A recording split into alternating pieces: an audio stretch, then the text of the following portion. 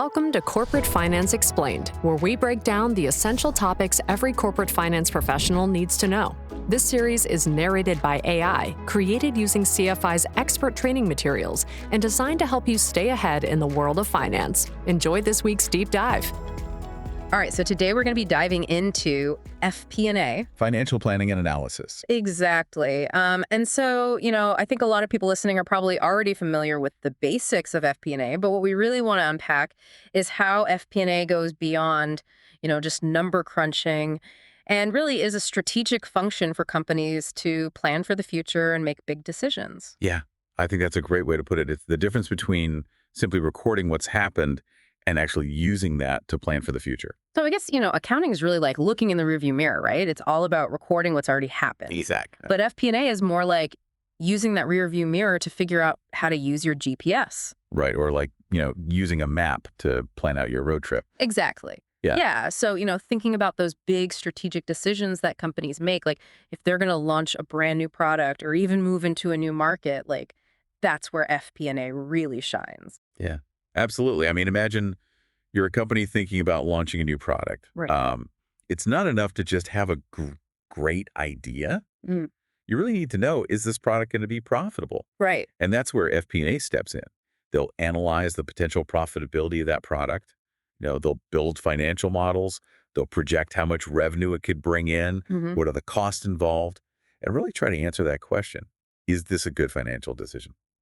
So it's really going beyond just gut feel and intuition, right? Exactly. It's backing it up with data. And, it's not even just about saying yes or no to a product idea. Right. FP&A might reveal that, hey, maybe there's a different way to price this product that would make it much more profitable. Mm-hmm. Or maybe, there's a different market segment that we should target. That makes me think about Amazon's decision to launch AWS, their cloud computing platform. That was a huge move for them, and I bet their FP&A team was deeply involved in that. Oh, absolutely. And, back then, cloud computing was still pretty new and unproven, and it would have been easy for Amazon to just say, no, that's too risky. But they had their FP&A teams really analyze, what's the potential market for this? What are the different scenarios that could play out? And I think they were able to show that, even though there's some upfront risk, this could be a really big opportunity for Amazon. And obviously, we see how well that turned out for them. Exactly. So FP&A can really drive innovation by, providing that confidence to invest in new ideas. Yeah, it's not just about saying yes or no to an idea. It's about how can we make this idea even better? So we've seen how FP&A can influence, this really big picture decisions. But what about like the day-to-day work that FP&A teams do? What are some of the tools of the trade? I mean, is it just spreadsheets and calculators? Well, spreadsheets are definitely still a big part of it. Yeah. But there's also a lot of more sophisticated software and tools out there that FP&A teams use. So, one of the big ones is budgeting and forecasting models. Okay. And so these models are designed to really predict revenue and expenses and ultimately profitability with a lot of accuracy. Yeah. So not quite a crystal ball, Yeah. but... Yeah, not a crystal ball, but definitely more than just a gut feel. So what are some of the other tools that FP&A teams use? Well, another big one is variance analysis. Okay. And that's really about comparing what actually happened financially to the forecast. So trying to understand it, are we on track? Are we off track? Right. So like if you budget for $1 million in sales, but you only hit 900,000 variance analysis, helps you understand why you missed that target. Exactly. It helps you figure out, was it because of something we did or was it something outside of our control? Oh, I see.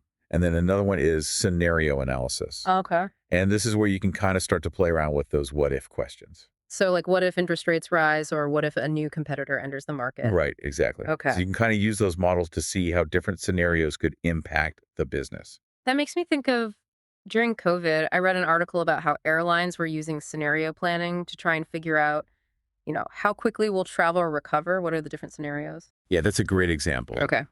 And then another one that's really important is driver-based planning.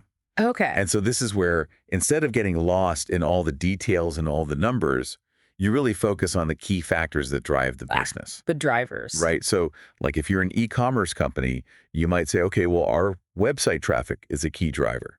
Our conversion rate. How many people who visit our website actually buy something that's a key driver? Yeah. Our average order value. How much do people spend when they place an order? Right. So you really focus on those key drivers and try to build your plans around optimizing them. So it's almost like they're reverse engineering success by focusing on the factors that contribute to it the most. Exactly. So, with all this high level analysis and all these different scenarios and drivers, I mean, they must need some pretty serious tech to be able to do all that. Yeah, absolutely. Yeah. So, companies are increasingly using AI-powered tools Okay. to really crunch these massive data sets that they have.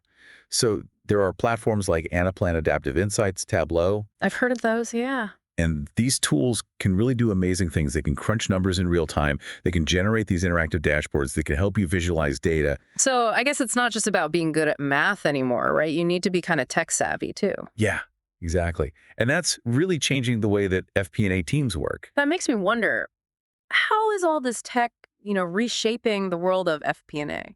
I think it's transforming the field incredibly fast. I mean, Yeah. AI is making financial forecasting so much more accurate than it used to be. And not only that, these forecasts can now adapt in real time as conditions change. So it's not like those old school static budgets that, were fixed for the entire year no matter what happened. Right, exactly. Those are kind of a thing of the past now. With AI-powered tools, companies are moving more towards these rolling forecasts that are constantly being updated with the latest data, so it allows them to be way more agile. So they can pivot in response to, supply chain issues or sudden market shifts or really any curveball that comes their way. Yeah, exactly. And a great example of this is Tesla.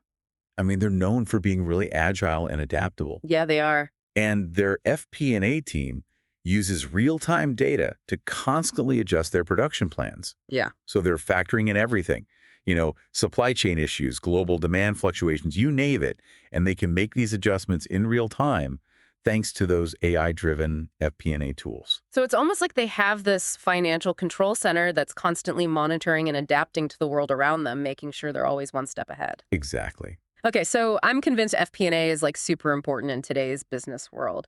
But, what does it take to actually excel in this field? What skills do you need to thrive as an FP&A professional? Well, having a strong foundation in finance and accounting is obviously important. Right. But it's not enough to just be a number cruncher. You really need to be a strategic thinker. Okay. You need to be able to connect the dots between those numbers and the bigger picture of the business. So it's not just about spitting out data, it's about being able to tell the story behind the numbers. Exactly. And being able to, translate those financial insights into recommendations for the leadership team. Right, so they can actually make decisions. Exactly. Okay, so it sounds like FP&A really requires this unique blend skills, analytical skills, business acumen, even a little bit of storytelling ability. Yeah, you nailed it. And we can't forget about technology too. Yeah, with all the AI and stuff. Exactly. I mean, being comfortable with those tools and knowing how to leverage their power is going to be really important for FP&A professionals going forward. What I find so interesting about this is how collaborative FP&A seems to be. It's not just one person sitting in a room, crunching numbers by themselves. What other skills are important? Yeah, communication and collaboration are huge. I mean, FP&A teams need to work with people from all across the company, sales, marketing, operations. So you need to be able to, explain complex financial concepts to people who might not have a finance background. Right, exactly. Okay, so strong communication skills, relationship building skills are just as important as those analytical chops. So it seems like the role of FP&A is constantly evolving. It's almost like a living, breathing thing. Yeah. What do you see as some of the big trends that are going to shape the future of FP&A? Well, one thing's for sure, AI and automation are going to continue to play a bigger and bigger role. Right. So I think we're going to see FP&A professionals being freed up from a lot of those manual tasks, Yeah. and they'll be able to focus more on higher level strategic analysis. So they can really focus on those more human elements of the job, like strategy and communication. Right. That's interesting. Another trend I'm seeing is the growing importance of data visualization. Okay. So being able to take those complex numbers and present them in a way that's easy to understand and engaging, using things like dashboards and charts and graphs. So it's not just about, the data itself. It's about how you present it and tell the story that the data reveals. Okay, so we've covered a lot of ground here, but before we wrap up, I want to ask you, what advice would you give to someone who's interested in pursuing a career in FP&A? Like, what steps can they take to set themselves up for success? I would say don't just focus on the technical skills. Which makes sense, given everything we've been talking about. Right. I mean, it's important to have that strong understanding of finance and accounting, But it's equally important to develop those softer skills, like Mm. communication, collaboration, strategic thinking, that ability to tell a story with data. So it's really about combining, those technical skills with those broader business skills and those interpersonal skills. It's that combination that makes you really stand out in the FP&A world. Exactly. Yeah, it really is fascinating to think about, what goes into all these decisions that shape, the products we use, the services we rely on, really the entire business landscape. It is, I think, a deep dive into the entertainment industry would be really interesting. Aye. Maybe a company like Disney. Oh, that They've got, theme parks, movies, streaming services, merchandise, like seeing how their FP&A team navigates all that It's a lot, yeah. and makes those really high stakes decisions, I think would be fascinating. Yeah, just imagine trying to predict the success of like a new Marvel movie or the Yeah. launch of a new theme park. Or even just their streaming platform, Disney Yeah. Plus, trying to forecast the growth of that in such a competitive market. Yeah. It's got to be a huge challenge for their FP&A team. Thinking about all those different factors, content creation, cost subscriber churn rates. Exactly. It's crazy. It's Yeah. amazing to think that, behind all the magic of Disney, there's this team of FP&A professionals crunching numbers and analyzing trends and really, helping to shape those experiences. Yeah, that's the thing about FP&A. It's at work behind the scenes in every industry, Right. guiding these decisions that impact our lives in so many ways. Well, I think we've given our listeners a really good overview of what FP&A is all about. Yeah, definitely. It's so much more than just number crunching. It is. It's about strategic thinking. It's about storytelling. It's about using technology to make smart, data-driven decisions and Right. ultimately to drive business success. I think you summed it up perfectly. So to our listeners out there, the next time you hear about, a company making a big move, think about that FP&A team behind the scenes, analyzing the numbers, projecting the future and helping to chart that course. It's a really dynamic and fascinating field. And we hope you've enjoyed this deep dive into the world of FP&A. Thanks for listening. Thanks for listening to Corporate Finance Explained. If you found this episode valuable, be sure to check out more episodes and explore CFI's highly rated courses at corporatefinanceinstitute.com. Don't forget to subscribe for more deep dives into essential finance topics. See you next time.